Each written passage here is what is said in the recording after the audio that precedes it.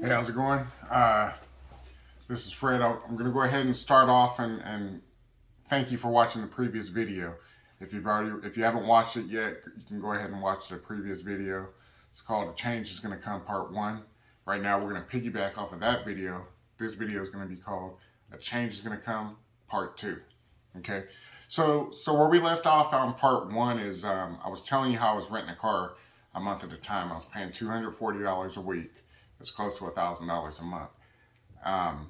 After several months, it started to weigh down on my pockets, so I had to figure out something else to do. And what I said was to myself is I need to get a car. And my friend had just bought a car from the Toyota dealership. He was like, "Hey, I got a dude down there. You can go down for $2,000. He'll go ahead and put you on." And so I was like, "Cool, I'm gonna go down." This was back in 2000. It was about March or April 2000.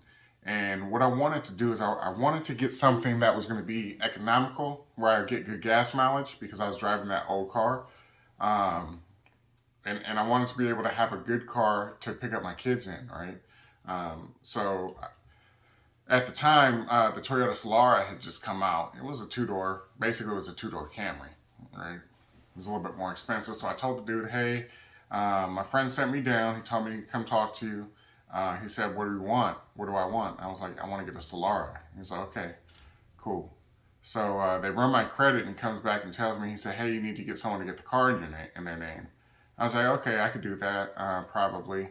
You mean like a cosigner? You need me to find a cosigner?" And the guy was like, "No, you can't be on the loan at all, because if you're on the loan, you're going to be denied automatically." And I was like, "Damn, I didn't know what to do." So I called up my sister and said, "Hey, this is a situation that's going on. Do you think you could help me?" Now, I'm going to preface by saying this. I don't ever recommend anybody to co-sign unless you're willing to pay for that payment for whoever you're co-signing for, right? Because the banks, they're a lot smarter than the average person. They have a lot of algorithms, a lot of statistics that go into these facts. So when they're pulling your credit and they ask for a co-signer, just know sometime before that loan ends, more than likely you're not going to be able to keep up with the payments. And that's why they ask for a cosigner, so they can go after that second person should you stop paying, right? So just want to put that out there, right? Give me 1 second. I want to make sure this video didn't stop.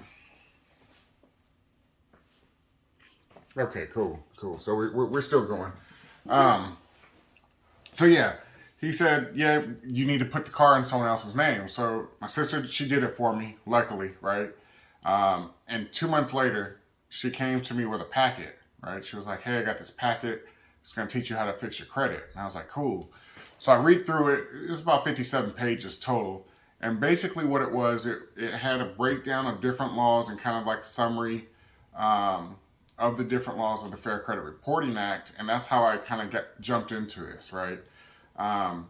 At the same time, at the end of the packet, it had letters, sample letters that I could use. So they'd have like a round 1, 2, and 3, like to the credit bureaus. Same thing, same type of letters you could send off to the collection agencies. So I use this, and I was like, "Cool, I'm gonna go ahead and use that." And the reason why I'm going over my story is because I kind of want you to know that if you've gone through or are going through the same